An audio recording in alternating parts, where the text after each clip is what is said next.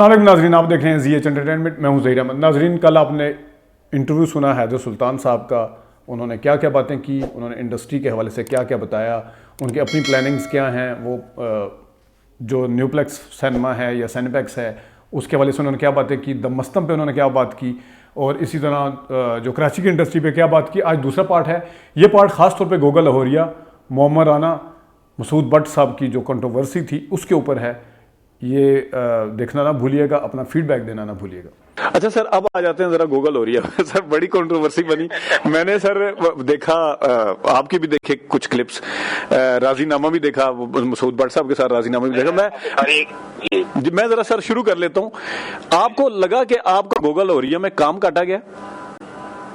जी देखिए, पहली बात तो ये है कि मैं आपको किसी देश में स्वागत था। तो ये फिल्म जब मुझे साइन की गई थी, मैं अभी आपको उसकी फोटोग्राफ दे दूंगा जो अखबार में क्लिपिंग आई थी मेरी। ये फिल्म मुझे टाइटल पे मुझे साइन किया गया था, मतलब मुझसे बात की गई थी कि टाइटल आपसे करवाना है। ठीक हो गया। उसके बाद पीछे पता नहीं क्या कहानी बनी, क्या मसले मसाइल बने, उन्होंने स्विच करके टाइटल दे दिया मोहम्मद राना। मैं हमारे ये बात किया, मुझे बुलाया, बड़ी फिल्म करवानी, आप हैं हीरो, मोमी है हीरो, और साथ नया लड़का सैफ जिनका बेटा है गोगा साहब को फिल्म रिलीज करवा रहे हैं। ठीक हो गया। अब जब फिल्म की स्टोरी लाइन शुरू हुई तो मुझे इन्होंने रोज सुनाया, एक महीना गुजर गया, शूटिंग सर पे आ गई। मैंने कहा कि मैं रोज तो खाने में क्या कर रहा हूँ। इन्होंने मुझे रोज जब सुनाया तो मैंने कहा जी कि मैं भाई साहब का बेटा हूँ, मुस्तफा फैजी साहब का बेटा नहीं हूँ। ये रोज मुस्तफा फैजी साहब कहते थे अबू जी के सामने, ये मुझसे ना करवाए, मैंने नहीं करना ये, मैंने उनके पैसे उसको वापस करी, फिल्म छोड़ दी मैंने।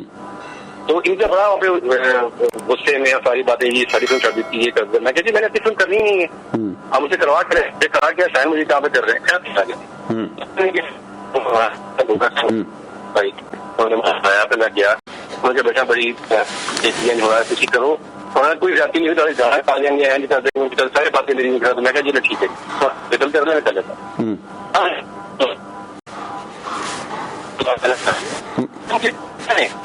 हैदर भाई, आपकी आवाज ब्रेक हो रही है, एक अगर आवाज बीच में ब्रेक हुई है सर। जी अभी आ रही है? हाँ अब ठीक है, अब ठीक है। फिल्म की शूटिंग के दौरान जो उनका है स्क्रिप्ट चेंज हुआ और बहुत सीवियर किस्म का हुआ। अच्छा। मैंने बीच में इसके लिए बोला उनको, मैंने कहा कि ये जो हो रहा है ये आप लोग देख लें, ये फिर मैं फिल्म छोड़ दूंगा, बीच में फिर लड़ाई वाली बात है। नहीं कुछ नहीं होगा, कुछ नहीं होगा। करते करते बाहर जब फिल्म लगी तो उसमें पूरा मैं ऐसा देखने के लिए भी नहीं चाहता। तो जब मुझे मेरे जो फैंस हैं उनकी मुझे बहुत सारे व्हाट्सएप पे और कॉल्स पे ना कि हैदर भाई आपने क्या किया, क्यों किया, क्या वजह थी, ब्ला ब्ला ब्ला ब्ला ब्ला। मेरा दिमाग ही नहीं। अभी थर्ड डे ऑफ ईद मैंने फिर अपना ये मैंने जो जारी किया, मैंने ये बताया, मैंने कहा जी मेरे साथ नाइंसाफी की गई है बहुत बड़े लेवल पे, सुनाया मुझे कुछ किया, करवाया मुझसे कुछ किया, और उसकी वजूहात जो बाद में सामने जो अंदर के बंदे ने मुझे बताया कि जी हमारे जो सोकॉल आर्टिस्ट हैं मोहम्मद राना, इसने और साथ एक और लोगों ने मिलके सारा ये कॉन्ट्रोवर्सी क्या ही टाइटल पे इश्तारी डोगर ये भी इल्जाम लगाए कि ये फिल्म की वजह से सिनेमा में आके यहाँ पर बोलते रहे जी कि हमारी फिल्म पहले लगाए, इनकी फिल्म पहले नहीं लगानी है, मैं इनका काम खत्म ही नहीं कराऊंगा तो लगाएंगे कैसे। ये मेरे पे बहुत सारे बातें हुई हैं। और इश्तारी डोगर दूसरी फिल्म है सर? जी दूसरी टाइटल पे मेरी फिल्म है। हाँ जी। अच्छा, वो कब आएगी? वो शायद बड़ी पे उसका है प्लान लगाने का। अच्छा, इन्होंने उसकी नुमाइश को रोका है?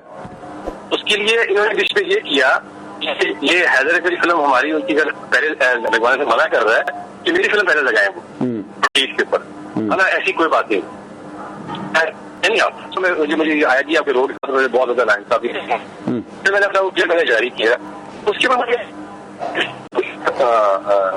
लेकिन मुझे इस बात में मैं कहूँगा जरूर कि उन्होंने जो गैर जरूरी बातें बैठ के प्रेस कॉन्फ्रेंस कर ली मेरे हिसाब से, जो बीच में वहाँ पर मैं उनका कभी शुक्रिया भी अदा करूंगा चौधरी कावान साहब का, और इन्होंने और बैठ के बात की कि यार आप लोगों ने बड़ा बाल जो खड़ा कर दिया, उसने क्या क्या दिया था, उसको बुला के बैठा के बात कर लेते, जो भी बात थी आपको प्रेस कॉन्फ्रेंस करने की क्या जरूरत थी।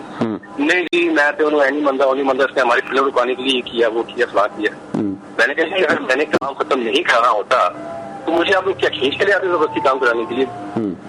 मैंने अगर आपका काम फिनिश करवाया तो फिल्म लगी ना आपकी। फिर भी इल्जाम किस बात के लगाए जा रहे हैं कि जी फिल्म आपने हमारी लगने के लिए हमें रुकवा रहे थे। खैर इन्होंने जो कॉन्ट्रोवर्सी सारी क्रिएट की रखी मेरी वो फिल्म डैमेज हो, समझ में आ गई।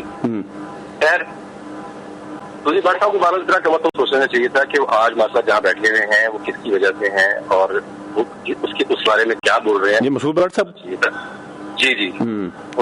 लेकिन वो तो कहते हैं कि हमने आपके वालिद को सबसे ज्यादा रखा है। वही तो मुझे हैरानगी है कि आज मसूद बट साहब जो उनसे हैं वो सुल्तान वहीद साहब की वजह से ही है ना, उनकी वजह से डायरेक्टर बन के बैठे हैं। लेकिन बात ये कि उन्होंने मेरे बारे में जो बातें बोली, खैर मैं सब डिटेल में नहीं जाना चाहता हूँ कि मेरी सलाह उनकी हो चुकी है आपस में, और वो बड़े हैं हमारे, ठीक है, उन्होंने गुस्से में आके जो भी इजहार किया गुस्से का, लेकिन ये बड़ी बात थी नहीं जितना उन्होंने बोल किया। और लेकिन मोहम्मद राना साहब ने कहा कि आपको कार्टून फिल्मों में काम करना चाहिए। बिल्कुल सही है, मैं उसी तरह बताना चाहूंगा मोहम्मद राना के साथ। पहली बात ये है, मोहम्मद राना का और मेरा तकरीबन 20 साल से ज्यादा का ताल्लुक है इंडस्ट्री में। जी जी।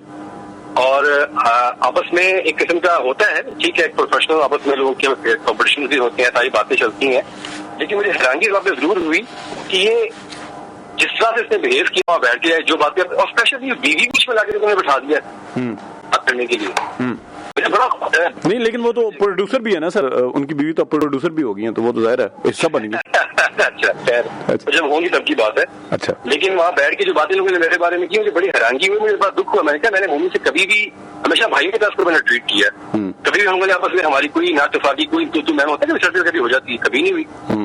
लेकिन जिस तरह से लोगों ने बैठ के अपनी बातें बोली है मेरे खिलाफ, मैं हैरान परेशान हो गया देखे कि उन्होंने बोला क्या है। दूसरी बात, इन्होंने मेरे पर काफी सारी बातें की, मैं इसमें कुछ पॉइंट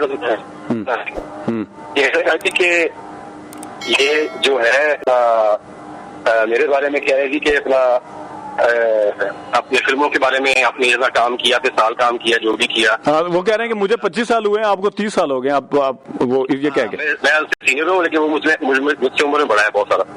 उसने मुझे बोला कि आप अपने 30 साल में आपने काम किया, क्या कर दिया, कभी किसान किया, वो नहीं किया। तो मैं उसको ये बोलना चाहूंगा कि भाई इसमें तुम्हारा कोई कमाल नहीं है, मैं पाकिस्तान में था नहीं, अगर पाकिस्तान में मौजूद होता, अगर अमेरिका में ना होता, तो ये आज तुम्हें कहने का मौका नहीं मिल रहा, तुम्हें यहाँ पे होना नहीं था। अच्छी बात है, सबसे बड़ी और मेन बात मोहम्मद राना को चाहिए, मैंने बहुत दफा सेट पे मैंने भी बोला है कि यार शराब पीनी छोड़ दो, अच्छा, अल्कोहल पीनी छोड़ दो, अच्छा, 24 घंटे तुम शराब के नशे में रहते हो, लोग इस बात से तुमसे आवाजार हो चुके हैं और वो तुम्हें नहीं इस बात को एक्सेप्ट कर रहे थे, लेकिन वो यहाँ में शराब कम कर दी, छोड़ दी करते रहते। अभी बंदा 24 घंटे जब शराब के नशे में हो, उससे आप क्या आगे करेंगे? तो जब ये आया प्रेस कॉन्फ्रेंस में बैठा हुआ है, तब भी इस वक्त और से देखें वहाँ बैठ के जो बातें मेरे बारे में बोल रहा है कि जी मैं ऐसे मैं वैसे। तो सर वो कह रहे क्लैप आप पे नहीं हुई, क्लैप मेरे उस पे हुई है सारी। थोड़ा सा रिवायत है ना, 92 में चले जाए, मेरी पहली फिल्म लगी थी ना, तो जितनी क्लैप मेरी पहली इंट्रोडक्शन पे अल्हम्दुलिल्लाह मुझे हुई है, क्योंकि सुल्तान ने कहा कि मेरा पहले स्क्रीन पे आ रहा था, इसकी पूरी फिल्मिंग करियर में इसको नहीं हुई होती। तो ये जो क्लैप की बातें कर रहे हैं, ये तो तब होती है ना कि आपके पास कैरेक्टर आए। नहीं, वो तो कह रहे हैं सर कि एंट्री आपकी ज्यादा अच्छी है, मुझे तो एंट्री नहीं दी उस तरह की जो आपको मिली। अगर आपने फिल्म नहीं देखी है या आपने तो सुना होगा उसके बारे में, उन्होंने मुझे विलन पोर्ट्रेट किया हुआ है, तो विलन कहाँ क्लैप होती है? हाँ, ये बात ठीक। तो सर जी सर, अभी मोहम्मद राना साहब से फिर सुलह नहीं हुई आपकी? नहीं, मोहम्मद राना से मैं सुलह मेरी नहीं हुई है और ना मेरा कोई नर्व पे है, बिकॉज मैं मेंटली तौर पर इस बात में मैं कुछ होना नहीं चाह रहा था। मैंने इसके ऊपर एक बहुत ही सीवियर किस्म का मैंने एक चीजें मैंने करने का प्लान किया था, लेकिन मेरे कुछ बड़े हैं जिन्होंने मुझे रिएक्ट नहीं करना, या कुछ चुप रहा, कुछ मैं नहीं बोला। लेकिन इसका मतलब ये नहीं कि मैं बोल सकता नहीं, बस बोलने के लिए बहुत कुछ है इन लोगों के लिए। लेकिन बात फिर वही है कि इनके मैं चुप कर गया, क्योंकि इन्होंने कहा यार बेटा कि हम इसको हैंडल कर रहे हैं, हमें करने दें, हम लोगों ने यहाँ पे लोगों के साथ ऐसे बातें मुझे ठीक है जी, दैट्स फाइन। मुझे इसके बोलने से मेरी जाति पे फर्क इसलिए नहीं पड़ता बिकॉज मेरा नाम और मेरा जो लेवल है अल्हम्दुलिल्लाह की बातों से बहुत ऊपर है। ठीक है, आप कह रहे हो तो मैं खामोश हो जाता हूँ, मैं चुप हो गया, क्योंकि मेरे वालिद साहब ने भी हमेशा शायद यही किया कि लोगों को माफ किया और उन्होंने हाँ वो आपने बताया भी था, बिल्कुल बिल्कुल। तो सर ये वो उनका ये भी मानना है, जिस तरह पहले शान साहब जब प्रीवियस इंटरव्यू में मैंने बात की थी, जब आफ्ताब इकबाल वाला इशू हुआ था, तो शान साहब जिस तरह आपके फादर की लेगेसी को लेके चलने की कोशिश की उन्होंने, ये कहते हैं कि मैं लेके चलूँ आपके, आप अपने अब्बू के नहीं लेके चले। मैं आपको एक बात इस बात को कहना चाहूंगा कि भाई पहली बात तो ये है कि वालिद की लेगेसी बेटे चलते हैं तो वैसे लोग नहीं चलते। दूसरी बात ये है कि इतना वजन, इतनी भारी लेगेसी के वजन लेने के लिए इंसान की बॉडी में जान और दिमाग में होश होना चाहिए, दोनों तो उसके पास नहीं है सब। और अल्हम्दुलिल्लाह मैं बैठा हुआ यहाँ पे अपने वालिद साहब की लेगेसी लेके चलने के लिए। और ये लोग कहते हैं कि हम लोगों ने दोबारा से चूल्हे जलाने की कोशिश कर रहे हैं जी, हमारे नस्ल के चूल्हे जले, लोग गरीब लोग काम करें, आके ऑफिस ये करें वो करें। तो भाई पिछले 2002 या 3 से लेकर 15-16 तक जो तो लोगों ने इंडस्ट्री की तबाही फेरी है, फहाश गाने और गलत जुमले बोल के स्क्रीन के ऊपर, चूल्हे तो खुद आप लोगों ने बुझाए इंडस्ट्री के, और अब आप जाने की बातें करते हो तो कहाँ से चलने। देखिए मैं प्रैक्टिकली अमेरिका छोड़ दिया बैठा हूँ आगे पिछले 5 साल से इंडस्ट्री में काम कर रहा हूँ ताकि यहाँ पे इंडस्ट्री को रिवाइव उसकी कुछ करना पड़ता है। ठीक हो गया। शान का जो टेन्योर चला, देखिए मोमराना का एक टाइम था, वक्त था।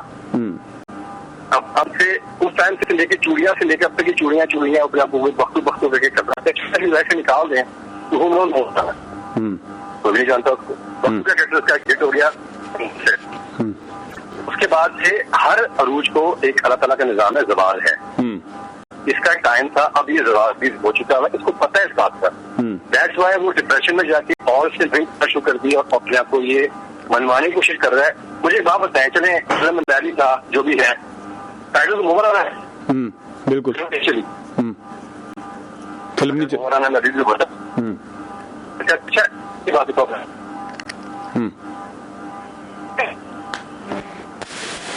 वहाँ पे 4 साल एरिया लगा सारा काम करने की, उन लोगों ने उठाया। कहाँ पे सर, कहाँ? आपकी आवाज बीच में ब्रेक हुई, किस जगह पे?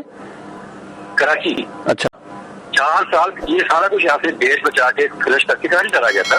इसी मैं कराची जा रहा हूँ, ये पंजाब की लस्सी मेरे लिए कुछ रखा हुआ फारी गई लस्सी की तरफ। अच्छा चला गया वहां जाके इसने 4 साल अपनी गेड़ियां रगड़ी हैं, लेकिन वहां के लोगों ने इसको एक्सेप्ट नहीं किया। इसकी अल्कोहल पीने की वजह से, शराब पीने की वजह से, दूसरा इसका रवैया जो था उन्होंने उठा के ऑफिस फेंक दिया। यहाँ के लोगों पे आफरीन है कि उन्होंने उठा के फिर सुधर लगाया, उसको वेलकम किया, चलो आगे ऑफिस तुम्हें काम देते हैं, काम करो यहाँ पे। लेकिन बात यह है कि मोमराना इज डन। उसको ये बात समझ में नहीं आ रही है कि पिछले इतने सालों से शान की वजह से लोग आगे फिल्म देखते थे, क्योंकि वो कुछ थोड़ा बहुत लोगों ने उसका स्टाइल पसंद किया बुझे के बाद, तो ये साथ साथ सेकंड रोल में, थर्ड रोल में चौथा रहा उसके साथ साथ। लेकिन अगर सोलो की बात करें तो इज डन। वो टाइम था इसके बाद, चूड़ियों के बाद, उसके बाद से खत्म हो गया। लेकिन शान ने छोड़ा काम, उसने कहा जी मुझसे भी अब नहीं हो रहा है, मुझे लोग पसंद नहीं कर रहे मेरे साथ रोल में, तो मैं भी छोड़ता हूँ, मैं कुछ और अपना दे जाए करके देखता हूँ लोग होने के बाद अब तक क्या था।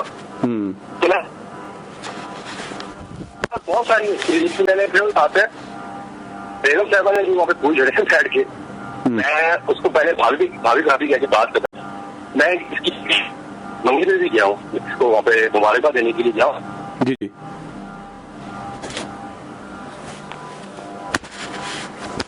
आवाज हैदर भाई फिर चली गई आपकी।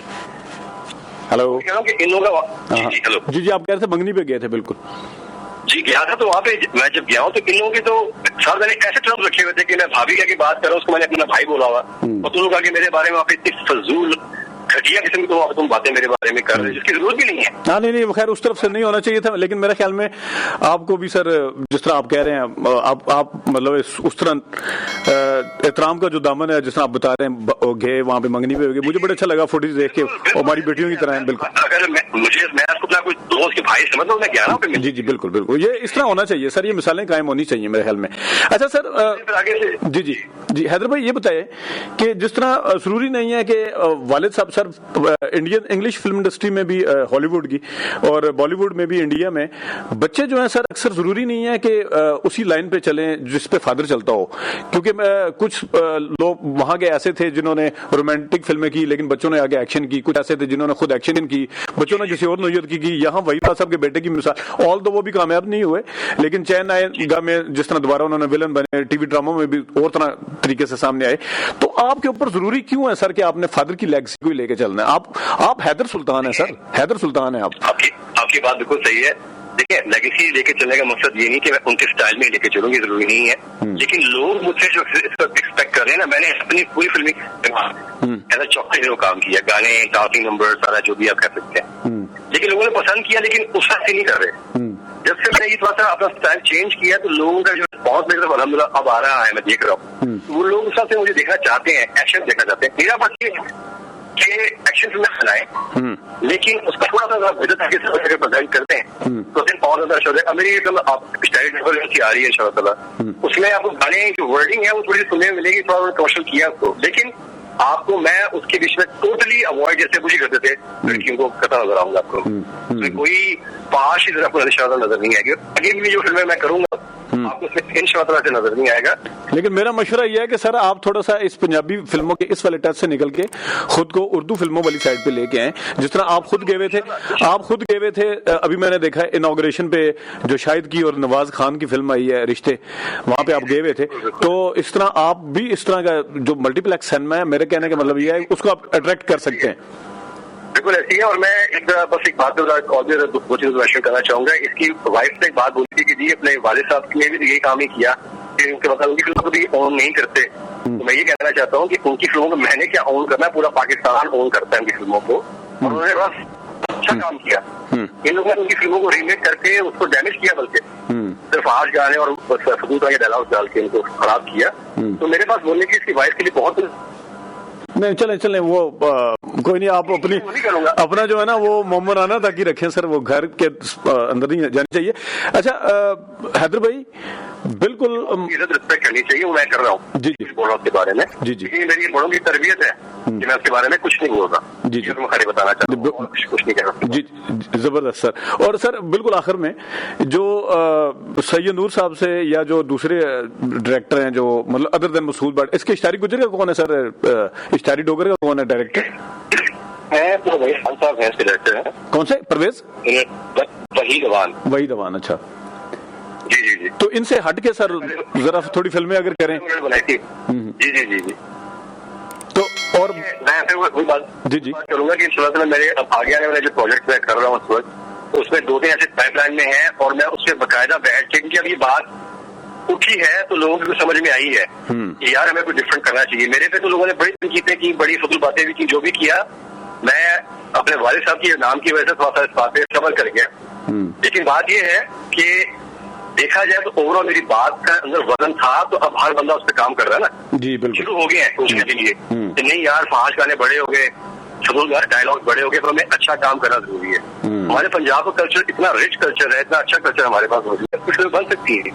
बिल्कुल सही। इंशाअल्लाह मेरे जो आगे आने वाली फिल्म है आपको उसमें हैदर सुल्तान डिफरेंट स्टाइल में डिफरेंट कैटेगरी नजर आएगा। और ये मेरी पूरी कोशिश है कि इंडस्ट्री को एक दफा तो वापस अपने पैरों में खड़ा किए, ताकि कहेंगे नहीं वाकई यार मजा आया काम देखने का। और इंशाअल्लाह सिनेप्लेक्स को डेफिनेटली अब दूर नहीं है, अप्रोच में इंशाअल्लाह ये हमारे पास थोड़ा करें कि हमें स्क्रीन दें। हाँ सही। हमें आपको टाइमिंग दें, क्योंकि अगर आप सुबह 10 से लेकर 3 का टाइम देंगे तो उससे कोई नहीं आएगा। 3 से अगर आप 6 का भी देंगे प्राइम टाइम होता है 6 से 9 और 9 से 12 का। ये टाइम अगर हमें देना शुरू कर दें मेरे हिसाब से तो चलता है कोई जीवन को मुश्किल नहीं है। जी हैदर भाई बहुत शुक्रिया सर आपका, आपने टाइम निकाला सर। आपका शुक्रिया वंस अगेन, थैंक यू। नाज़रीन ये थे हैदर सुल्तान साहब, उम्मीद है आपको उनकी बातें अच्छी लगी होंगी। अभी तक के लिए इतनी इजाज़त दीजिए, अल्लाह हाफ़िज़।